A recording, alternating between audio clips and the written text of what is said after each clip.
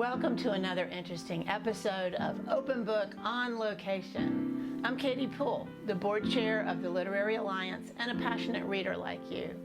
Now in our 12th year, our all-volunteer nonprofit provides these fabulous conversations with your favorite authors. At our website, PasadenaLiteraryAlliance.org, you can find more author interviews, make donations to the Alliance to allow us to provide grants for literary initiatives, and participate. Send questions for the authors or contribute author suggestions at the Contact Us tab. See you soon at Open Book on Location.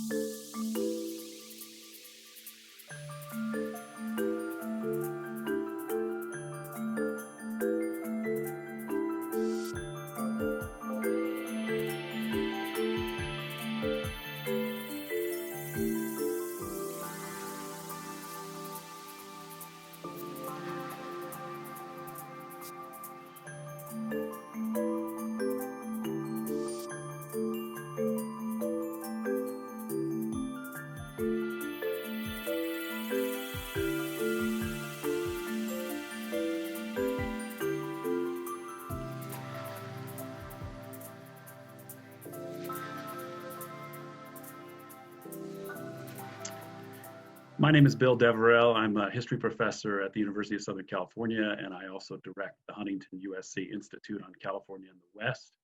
It is a distinct pleasure to be with you all today in the company of these three extraordinarily talented writers. These are writers with new and forthcoming work, with a lot of connections across space, time, and situations and circumstance. They're writers that are familiar with one another's work, and it's just a real pleasure to be able to address their work with them here today, both individually and then in conversation with one another. So my thanks to Open Book, the Open Book program, for pulling this off and asking us to come together. Our three writers are Elissa Washuta, KRISTEN Millarez Young, and Sierra Crane Murdoch. And you'll see from our discussions that their work is troubling, difficult, powerful, very moving, poignant, and stretches across time and place with real acuity and sensitivity. So I thought I would start things off with Elissa Washuta, and she's going to join us now, and then we'll move to the other writers and then move on to a conversation between all three of us. So Elissa, thank you so much for being with us. Thanks so much for having me. It's great to be here. Well, it's a real pleasure for me. I've read several of your essays. I find them extraordinary, frankly. They bring the hair up on the back of my neck and on my arms because they're so powerful and poignant. Before we get to some of those issues, can you just give us a quick biographical sketch of yourself? Yeah, thank you so much for that. I am a member of the Cowlitz Indian Tribe and a Cascade descendant. I was born in New Jersey. I live in Ohio, and my tribe is in what's currently Washington State, and I lived there for about 10 years before I got here to Ohio. I am an essayist. My first book, My Body is a Book of Rules, came out from Red Hen Press in 2014. A chapbook, Starvation Mode, from Future Tense Books in 2015. I was the co-editor of the anthology Shapes of Native Nonfiction, collected essays by contemporary writers, which came out from University of Washington Press last year. And my next book, an essay collection called White Magic, is coming out from Tin House Books next year in April. And I teach creative writing at The Ohio State University. Fabulous. Well, congratulations on all that work, and especially the forthcoming work. It's exciting to me to have the three of you together today because your genres are different. You're an essayist, Sierra is a nonfiction writer, and KRISTEN has produced this wonderful novel. So when we get back together, it'd be nice for you all to talk about format and genre a little bit, I think. Mm-hmm. So I read one of the essays that's coming out in White Magic, and it's just such a powerful piece. Again, so difficult because it makes you so vulnerable to my eyes and ears. and you're wrestling with both the social history and biography of yourself, but you've got these deep currents of power and colonial projects and the ongoing colonialism in North America aimed at indigenous peoples. Can you just tell us a little bit about the balance between a biographical story filled with heartache and trauma and difficulty up against those deep historical currents of the misuse of power and violence? Yeah, I've been talking with my nonfiction students at Ohio State about bringing in research into personal essay. And so it's something that's very much on my mind lately. My first book, My Body is a Book of Rules, was very much personal, and there was some research and cultural criticism in there, but it was very self-focused, which I think was a good thing, and it was what I needed to do then, and really myself is my subject matter. So I think that, I keep writing about the same stuff over and over again. I keep writing about trauma and health and illness and addiction and, these huge life themes and problems and conflicts stay with me. They don't go somewhere just because I wrote a book. But what changes is that I'm using different angles to examine my subject matter. So I think, what I've done in White Magic is I'm writing about a slightly different time period than I was before. Writing about my first book is about my early 20s, and White Magic kind of spans mid 20s to mid 30s. And I think that it's, I feel that I am generally sort of vulnerable in life in many ways. And what I try to do on the page is not, it's sort of dealing with that state of vulnerability by creating this scaffolding of research and insight and analysis and meaning making and, sentence level style. I'm trying to make sense of what has happened to me and my family and my community in, the course of colonization. It took 425 pages to put everything in context, to really say what I needed to say, what I can't say in a tweet or a Twitter thread, what I can't say in conversation, just because there's not enough time, there's not enough control. But a book is a place where I have complete control until I give up that control and, hand it over to an editor or something. So that's kind of the ongoing project of my work, is trying to explain who I am and why I'm this way. And it takes a lot to explain all of that.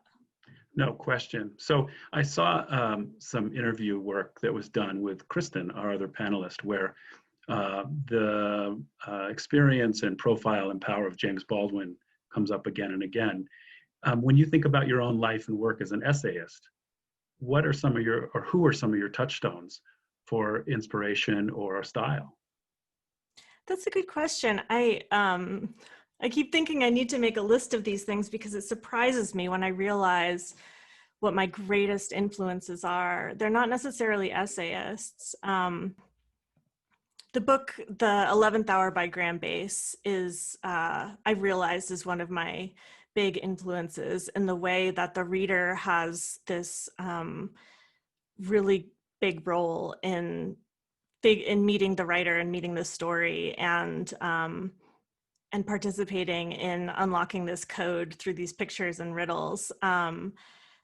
That's kind of, a big stylistic influence for me. I think writers who really have been both literary and kind of life influences are writers like Deborah Magpie Erling, who is a huge role model of mine, and her book Perma Red is a huge influence. I recently reread it, and it was really important to me to see a Native woman in the academy teaching creative writing beautiful books. And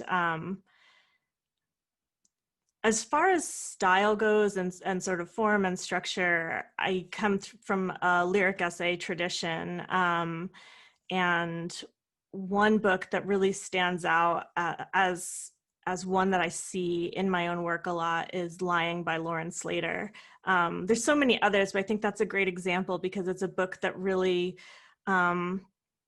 plays with the idea of reality and truth and uses form as a way to do that. I just find when I read your essays and how personal they are and how painful and beautiful, your style is just amazing to me. I think a naive reading of your work would be that it's cathartic, that you've sort of bled on the page and that you're done with it. But for you to say I write about the same thing over and over again is such a powerful reflection on how you're drawn to your work and how catharsis is probably, in my hunch, catharsis is not quite what you're after, nor what you achieve with your work. I feel like you've been sitting in on my class. We talked about that this week too, the idea of catharsis in nonfiction.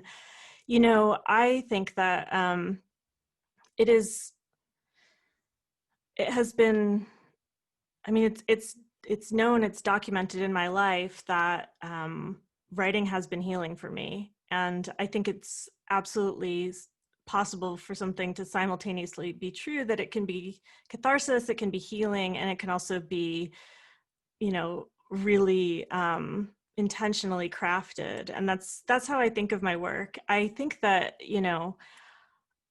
I know for sure that my experience of PTSD was lessened in years I didn't have therapy. I was writing books and I was creating narratives and I was approaching those messy, difficult memories with agency. And writing about trauma is a very emotional experience for me. It's very, very hard on me. And I think that it has made me healthier to do it because I'm able to, determine when the entry point, the exit point, the form, the sentence level style, all of those are my decisions. And I get to be in complete control. And I think especially in writing white magic, part of the harm I've experienced in life has to do with trying to make me smaller, trying to, to lessen my power and to put me in my place. And I decided I was going to write a book that was, basically disgustingly long, that everybody was going to have to deal with how long this book was. And I was going to take up much more space than I knew was really desirable to a publisher. And, and of course I found the perfect publisher who is, very excited about the book, and the length is not a problem. But I think it was really important for me to make a long book that, takes the space it deserves. That is fascinating. So thank you very much. I look forward to when we reconvene with all of you, but that's a great and poignant introduction to your life's work. So thank you. So I think we'll bring KRISTEN Millares Young onto camera now. And hi, KRISTEN. Well, I guess I would ask you if you have any responses you'd like to make to what Elissa has shared about her work and her motivation. I'm happy to hear from you on that, or I can just plunge in and ask you some questions about yourself. Well, I actually do teach Elissa's work. I teach the personal essay at the University of Washington Continuum College, and I've taught her work there. I've taught her work at Hugo House, where I was Prose Writer-in-Residence. I've taught her work at writing conferences. I've taught it at the library. And one of the pieces that I love to teach is called Apocalypse Logic, which came out in The Offing. It is a kaleidoscopic, fragmented narrative published just a few weeks after the 2016 election. So written in a fever, and you can feel it in the energy that surges through that piece. And I love how it invokes her intergenerational family history and the tragic atrocities that were committed against her lineage by the settler state, and also invokes her own positionality within that settler state as someone who as she says, looks like them. And so they'll listen to me sometimes. And so that self-invocation, which is also undermining, that feeling of complicating the narrative and allowing it to stand in its complexity rather than reducing it into binaries. That's one of my favorite things about her work. And there's another essay in which she defines whiteness. And it's something that really has always stuck with me. She said that whiteness is not a phenotype, it's a way of relating. And I have quoted that so many times because it is so needed for people to understand and reorient themselves toward a different way of relating. And so I teach her work because I think it shows, first it orients us, and then it defines terms, and then it disorients in order to reorient toward a better future and a deeper truth. And the students, just their minds are, and so I love her work. Yeah. And I bought this at the launch party at Hugo House, and I have photocopied it many times. It was the reason that I came to Red Hen Press. This book drew me to my own press. And so she has been incredibly important to me as a writer, as a writerly colleague, and as a teaching offering. That's great. Thank you. Well, tell us a little bit about yourself. I mean, just give us a quick biographical portrait, because you've had a very interesting career with words, and it just seems like it's just gaining momentum. Thank you. I began as a reporter I began as a general assignment reporter, which means that I was to do the bidding of everyone in the newsroom and just took assignments that were given to me and was compelled to make what I could out of them. And that continued on for several years as I worked my way through a series of newspapers, from magazines from Time Magazine to Buenos Aires Herald to the Miami Herald, the Seattle Post-Intelligencer, which was the last staff reporting job that I had when that newspaper closed in 2009 into the great wave of newspaper closures that we're seeing replicated now. We actually have lost, I think, 11,000 journalism jobs since the beginning of this year. I think it's very hard for people outside of the News Corps to realize just what devastation that may wreak on our democracy. And so I am very concerned about that. And yet I started a nonprofit called InvestigateWest, which is a nonprofit investigative journalism studio that is focused on the Pacific Northwest. And that was meant to salvage what I always felt was like the marquee offering of the newspapers, which were the plankton of the news ecosystem, which is investigative reporting, not derivative punditry, investigative reporting where you are creating primary source documents through interviews, you are filing public records requests to find the official record, and you are divining the truth between those two, right? As an historian, you're speaking my language. I love it. Yeah. To me, the responsibility of being the person to sketch that first draft of history is immense. And yet what I found is that the pressure that it put on me psychologically, I could keep a bulwark between my objectivity and the self that was reporting from inside. And yet what I realized through a series, being often the only Latina in my News Corps or on a docket or in a section, was that the depersonalization of my perspective was a form of colonial violence. And the idea that I should and could report from a third person that was not rooted in my own life in diaspora as a woman denied the basic wisdom, which is the truest wisdom of my life, which is embodied wisdom. And so I began to write fiction to try to explore the interiority that I had seen and known in my own life and through conversations, and yet had not been able to represent except through dialogue and citation within investigative reports. So in that sense, I mean, you've written this wonderful debut novel, Subduction. In that sense, I get some clue as to how difficult it was to do this work, this novel. And I've read where you talk about staging scenes and building characters just as background, just to inform you. And those are some things that never appeared in the book.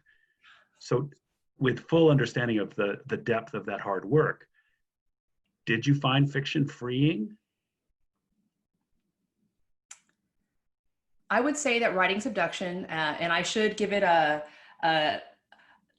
plug right now. Let me hold up this beautiful cover made by Red Hen Press. I would say writing this book drove me so deep into myself that I had to write personal essays. I mean, I had to switch forms for a period of time in order to begin to clear out this brush that was impeding my vision for myself and for the world. And just like Elissa, many of the ways that I work through what I've seen in this life is through craft and revision.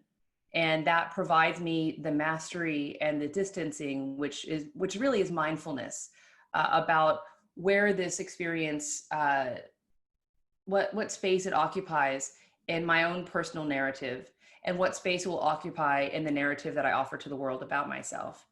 So the other thing that writing this book, I mean, now it's doing great. You know, it's a finalist for 2 international Latino book awards.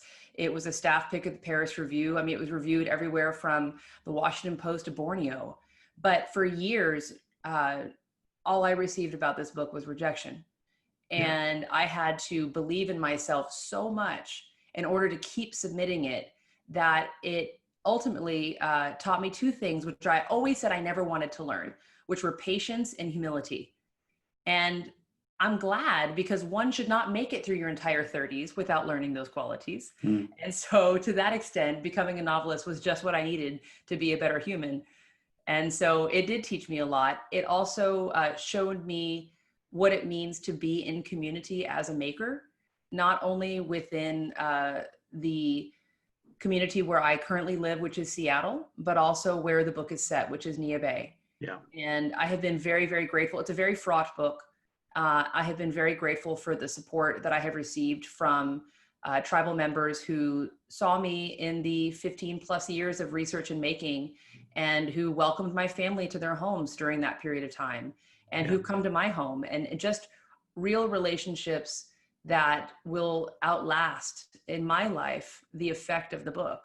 Yeah, well, there's a beautiful, but there's a beautiful relationship, I think, in both the book and also what you've said about it, and the painstaking research that in so many ways, the first and most important step of writing this kind of work is just listening to, in this case, the Makah peoples who become your colleagues and friends. So the listening part, it does echo throughout the book. I have a quick question before we turn to Sierra and then bring you all back together. In reading something that Elissa had written about Seattle, she returns again and again to the Seattle fault. And you've got an earthquake seismic metaphor driving your book. Tell us about titling the book Subduction. Well, when I first moved to this region, I began to understand that we were all living in a state of constant cognitive dissonance. Seattleites are, to a almost unfathomable degree, are rule followers. And so they try to do everything in a very tidy way, and yet they planted their entire existence on really unstable ground. And I've been so caught up with this. I actually just edited an essay collection called Seismic, which reflects on Seattle's designation as a UNESCO City of Literature. And that collection is anchored by Ken Workman, who's the great-great-great-great-grandson of Chief Seattle. And his memory, his people's memory spans back past the ice sheets. They have stories that track the movement of ice and that have been carried from family to family and through generations. And yet the memory that we have as settlers coming here 1, 2, maybe 3 generations deep does not allow for the knowledge that there will be a major cataclysm in this region, but also that the major cataclysm has already arrived, and that is our arrival. And so that violence and the constant friction of it, and yet the proximity and the emotional closeness which it also affords were things that I continuously explore through my work.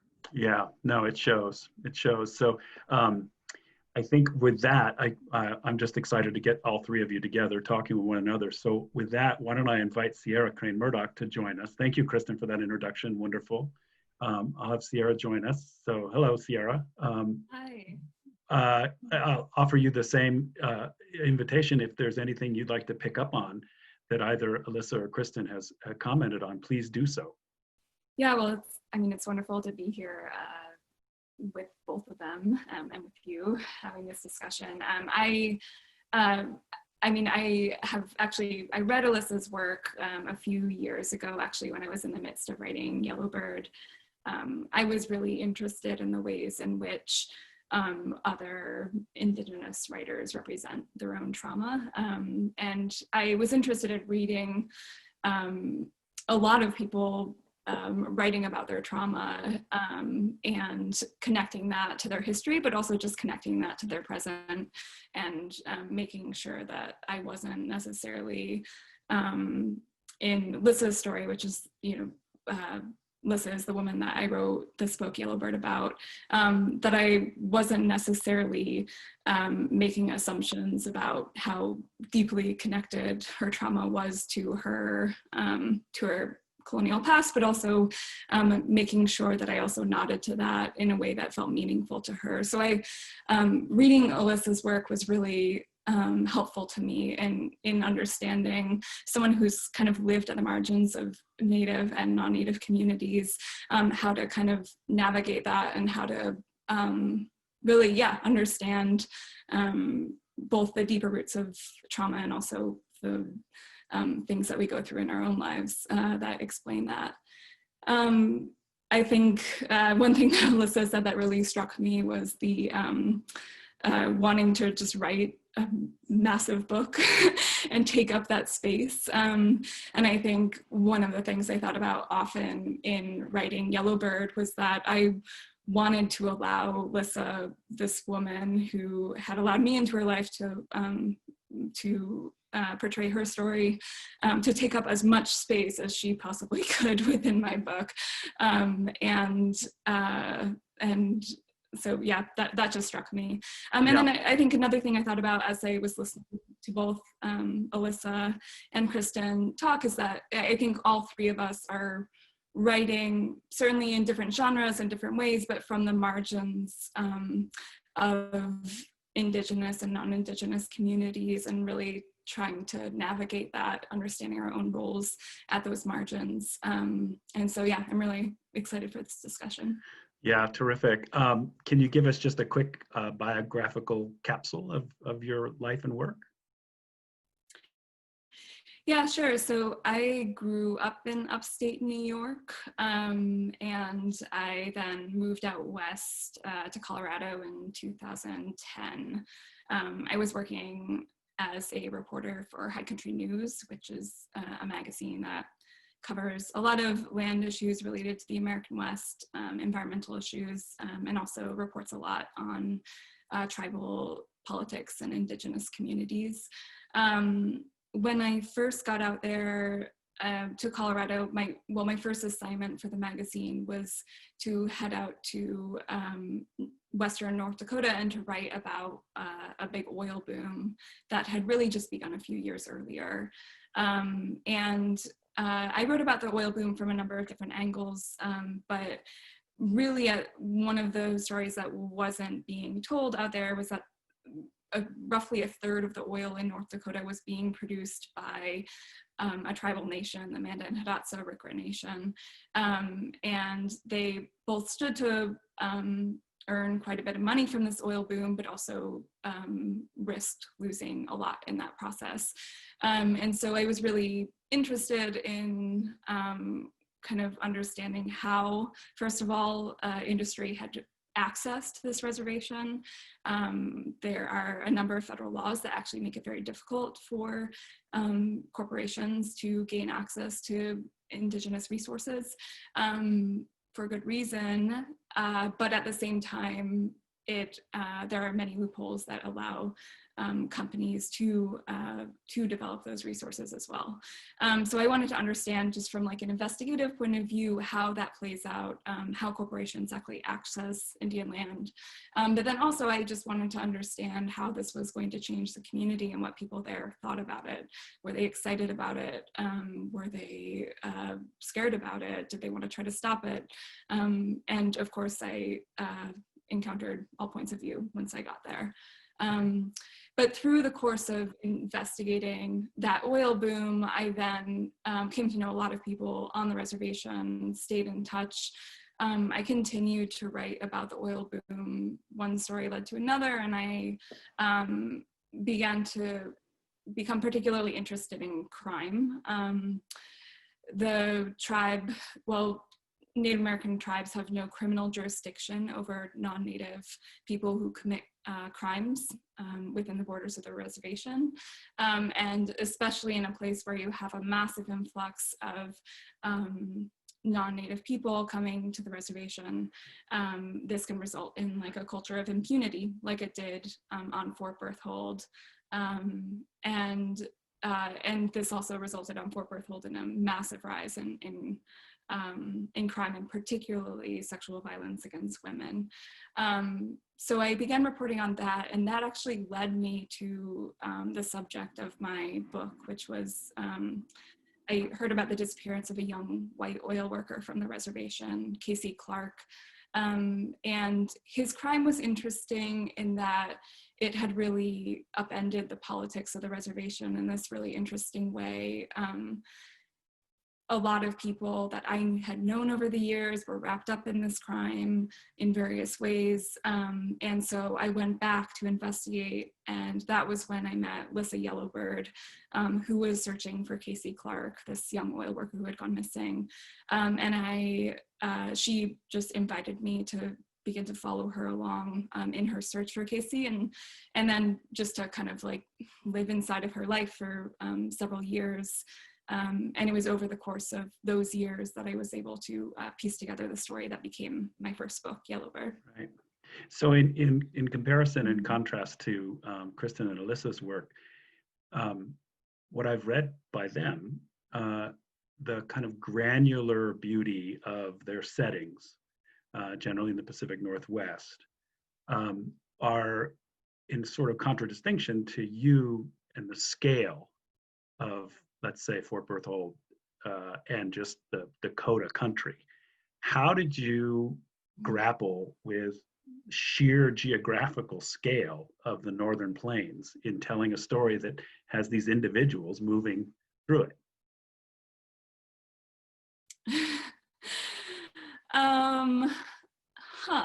That's an interesting question. I mean, in many ways, the Fort Berthold Indian Reservation became the stage on which, the story was playing out. But, like 70% of Native people don't actually live on the reservations where they are from. They live in cities, miles and miles off their reservations, and are constantly moving back and forth to go home, to visit relatives, to go to funerals and weddings and any sorts of celebrations. So Lissa, lived in Fargo, which was 5 miles away from Fort Berthold. And so, a lot of times when I was reporting this book, I would fly directly to Fargo, and I would often just stay in her apartment for weeks at a time. But then we would leave and we would drive out to the reservation together to go searching for Casey Clark, and then also searching for other missing people. And so I think it really wasn't until I started visiting Lissa that I began to grasp the vast scale of the landscape that this book was going to encompass. Lissa is like just the ultimate road warrior. She identifies herself in that way. I came to know her just by hours and hours and hours in the car trying not to fall asleep, and then hours too when she would fall asleep and then make me drive like all night. But we were just constantly driving across North Dakota, and then also across like northern Minnesota and other landscapes in the upper Midwest, as her work actually, people began to know her as someone who searches for missing people, and a lot of Native American families began contacting her and asking for her help in searching for their loved ones. So I don't actually, the book doesn't even encompass the size of the geographical area that I that I traveled through with Lissa in order to write this book. But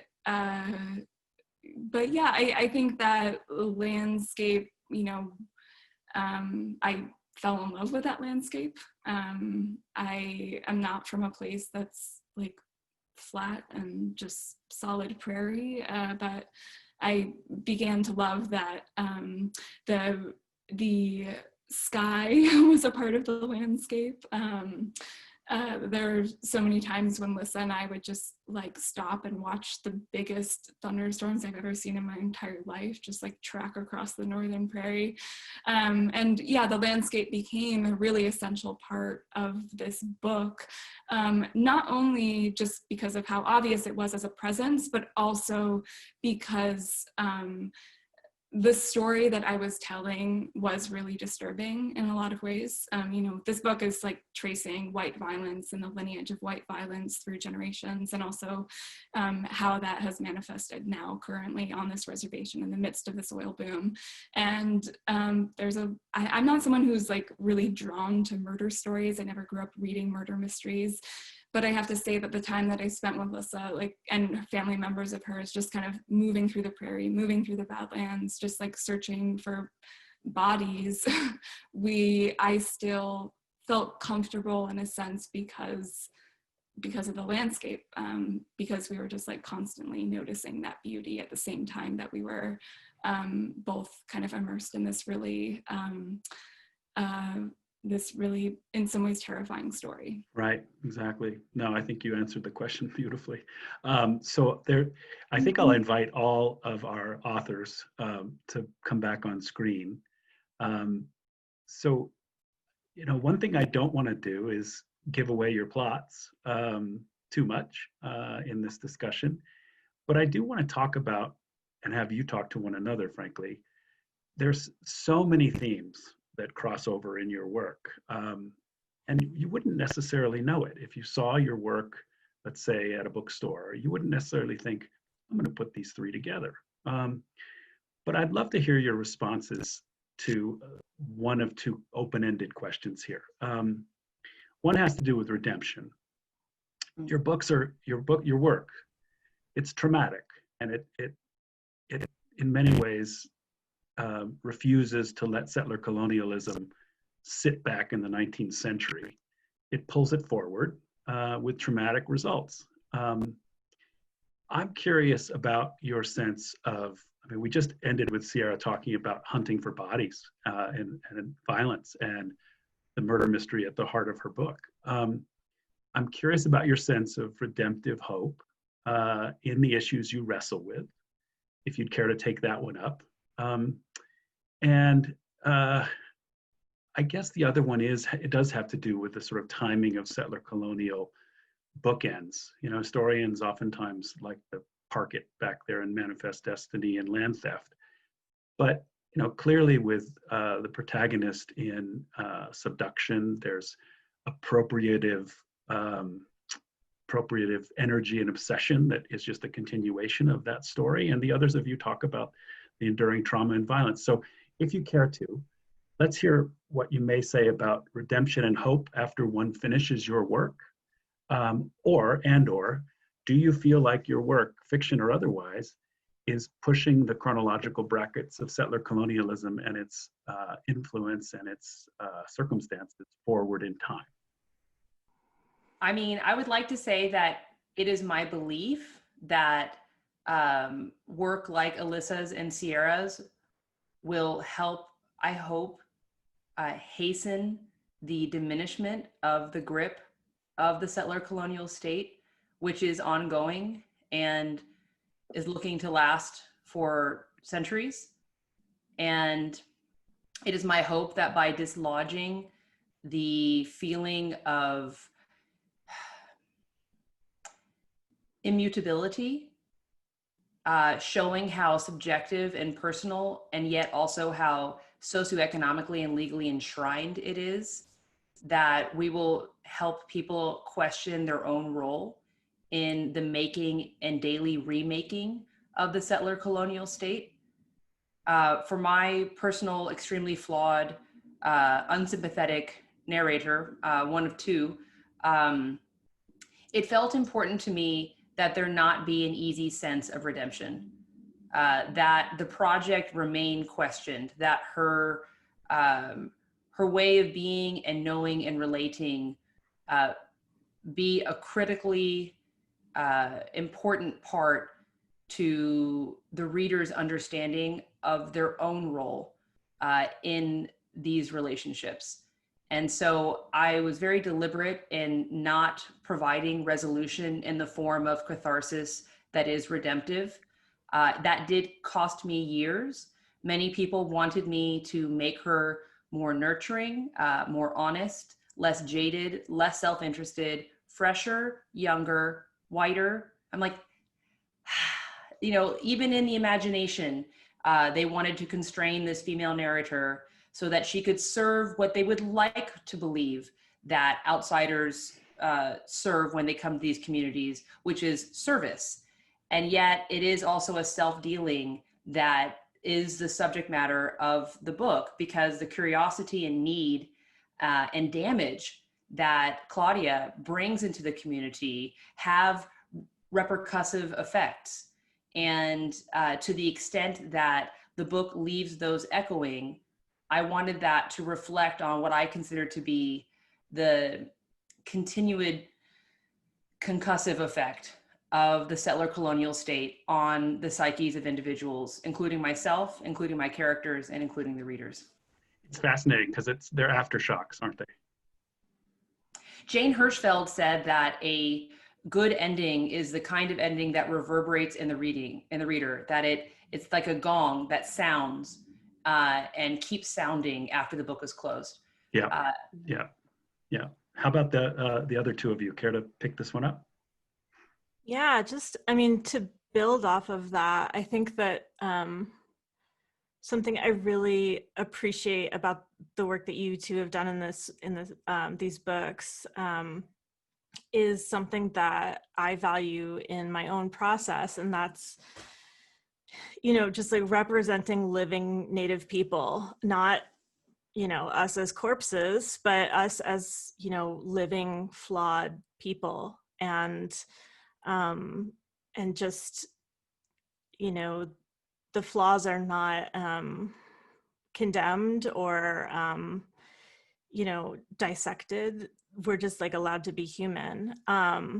Kristen, the things that you're talking about, you know, readers, gatekeepers saying about your work. I mean, as you know, people have said this about me too. And like, it's such a problem because I am who I am. Unfortunately, fortunately, I can't change my protagonist, you know, and I think that it's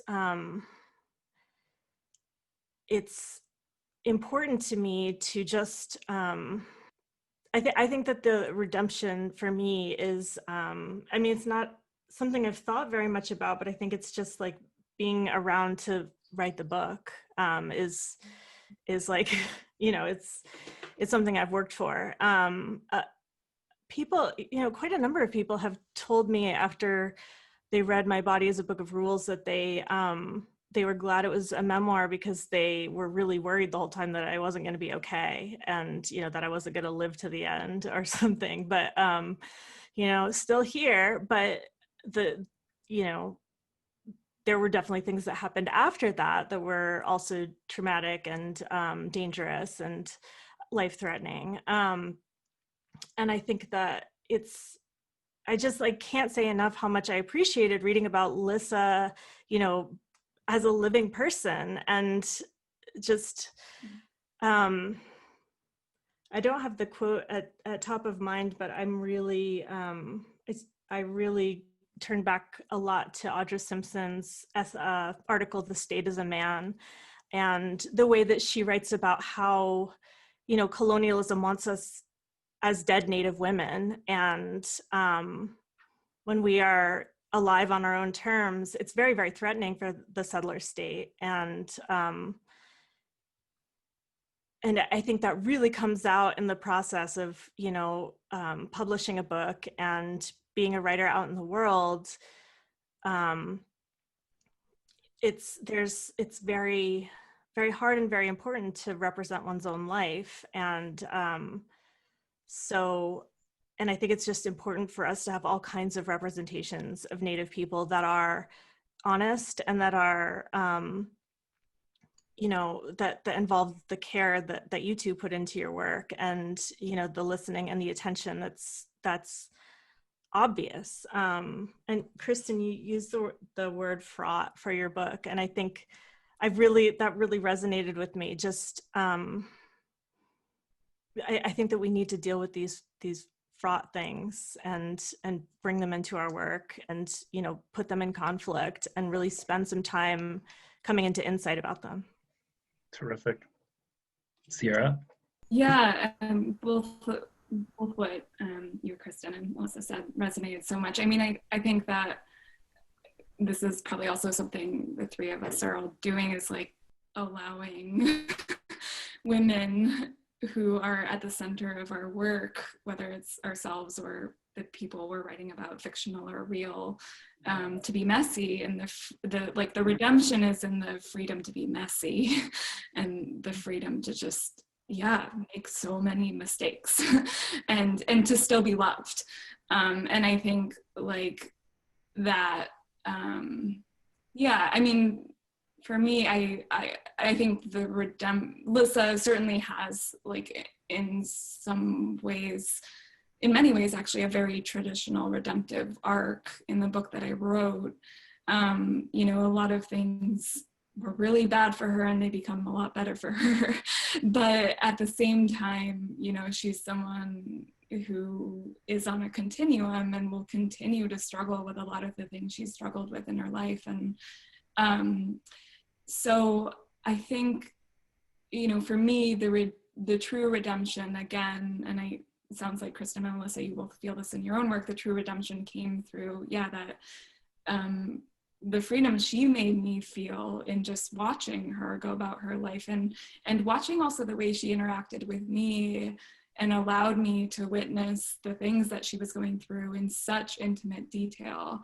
I mean, I don't think that I could have written this book in the way I did unless we had come to this very this like position of like unconditional love in our relationship, where she could show me, the ugliest things that she had gone through, and she could talk about those things, and that she would trust me to put them in this book in a way that made them seem meaningful.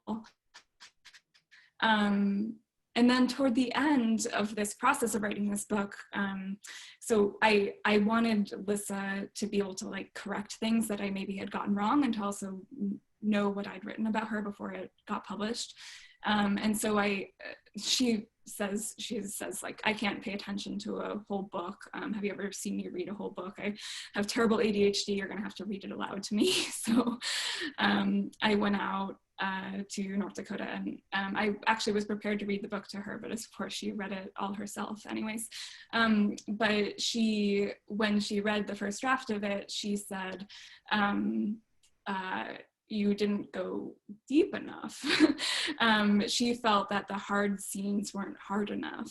And so I think, for me, that was the most incredible gift in this process, was to be able to write about someone who was that confident in her own flaws, that she knew that I had not captured her messiness enough, and that I needed to understand it in an even deeper way. And so we went through a whole other process after that of just like really digging in even deeper than we had before into some of the hardest scenes in the book.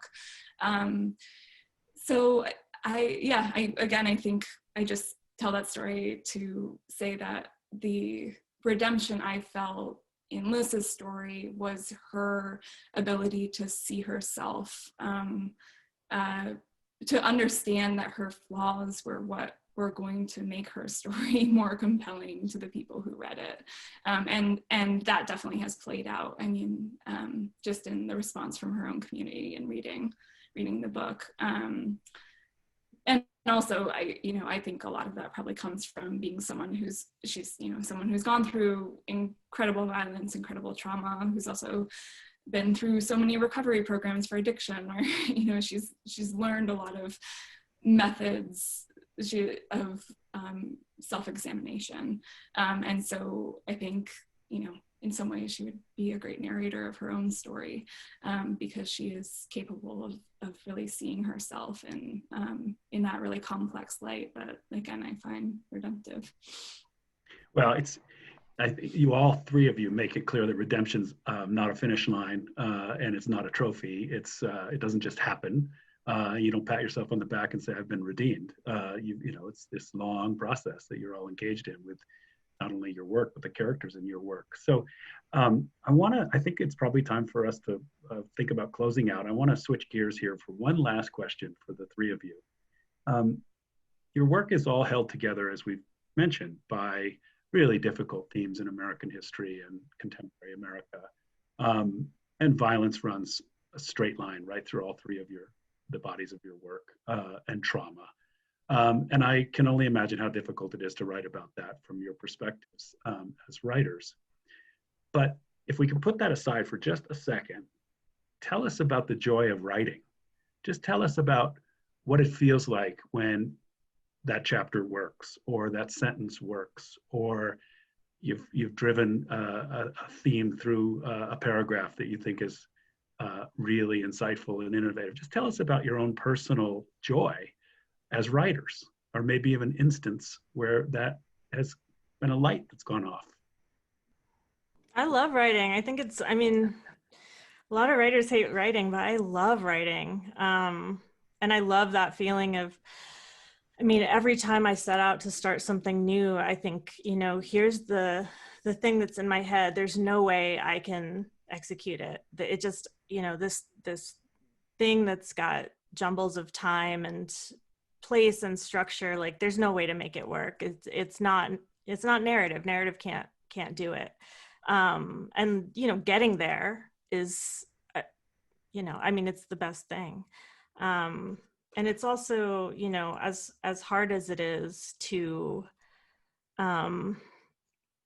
do that work writing about trauma, it's sort of like weightlifting. It's like leg day. It's, it hurts. It's, there's soreness after. It's very hard for me to speak to people.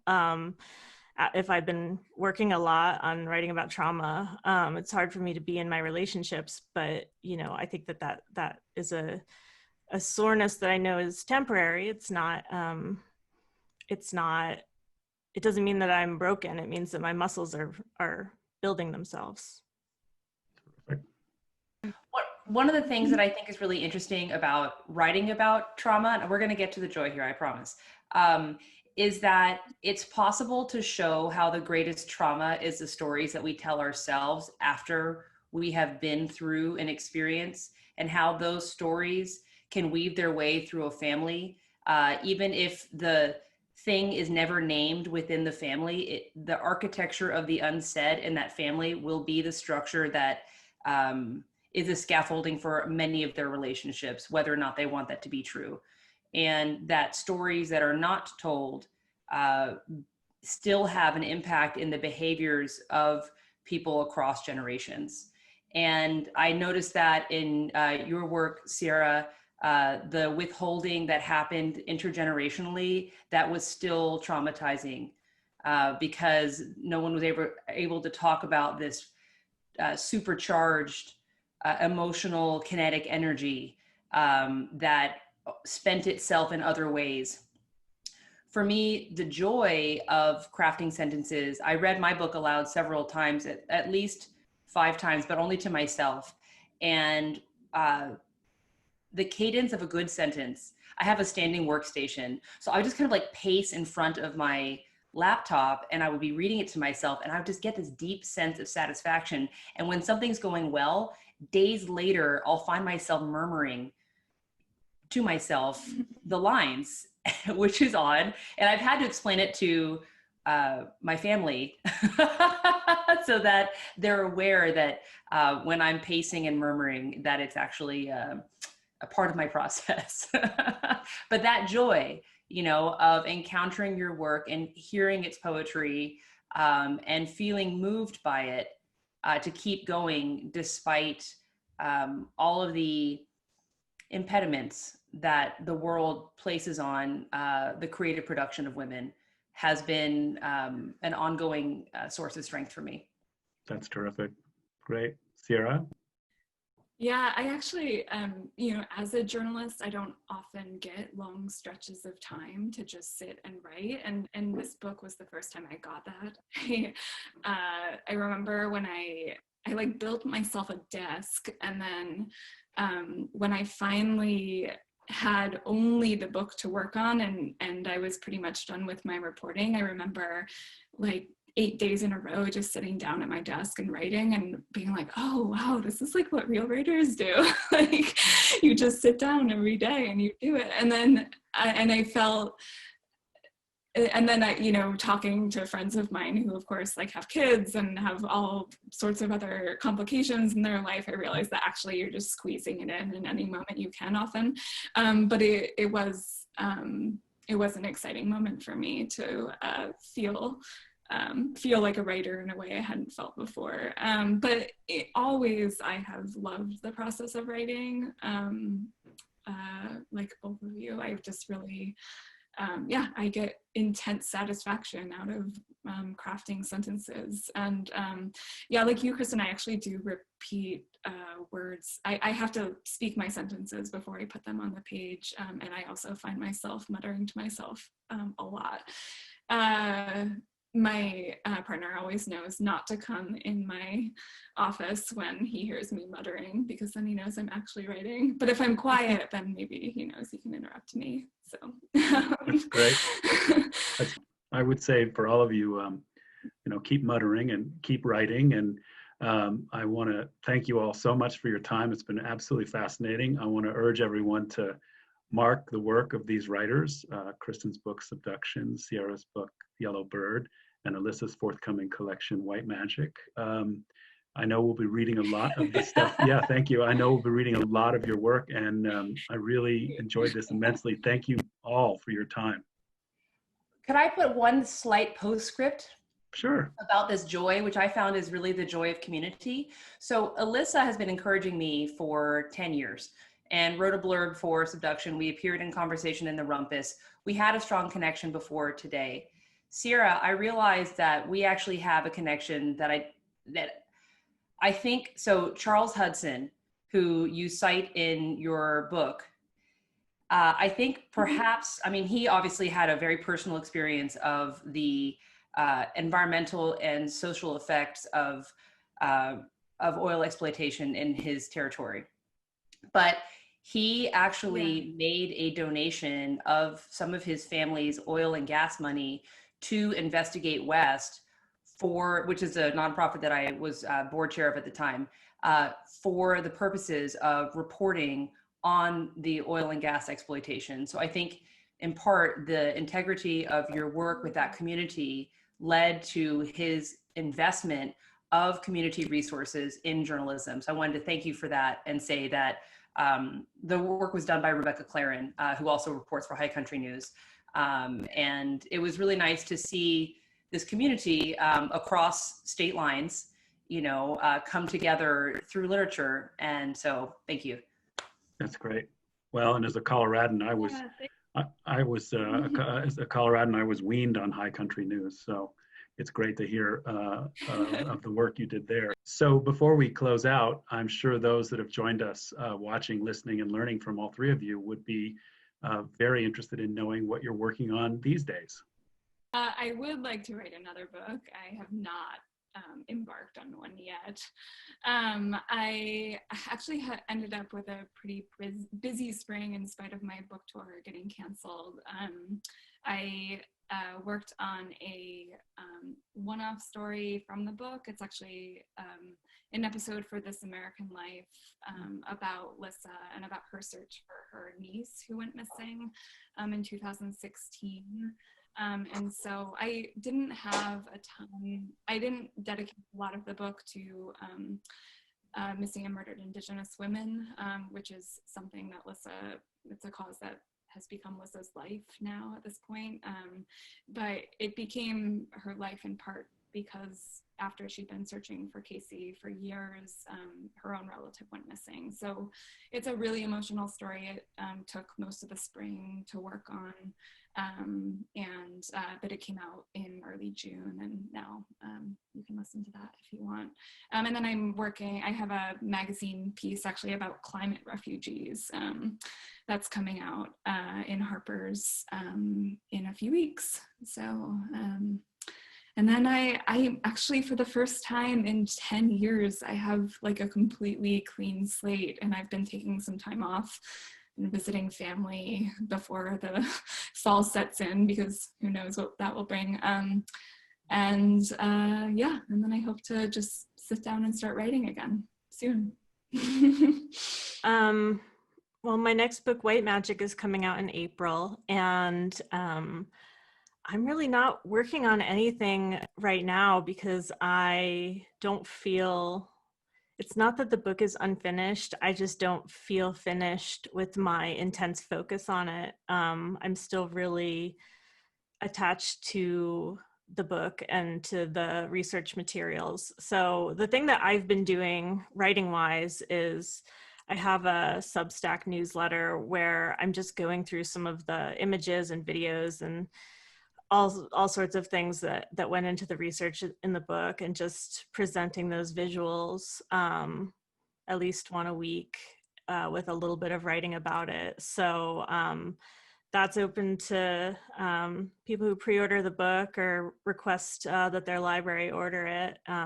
It's our little secret, non-secret space of items from my book.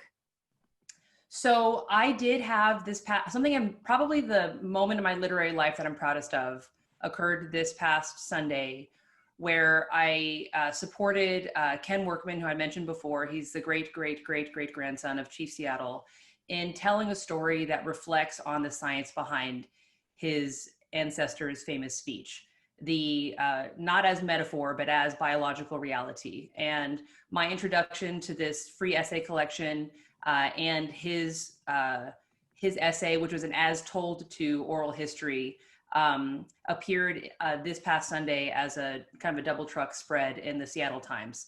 And for me, I believe that holding space for that story is probably the most important thing I've ever done.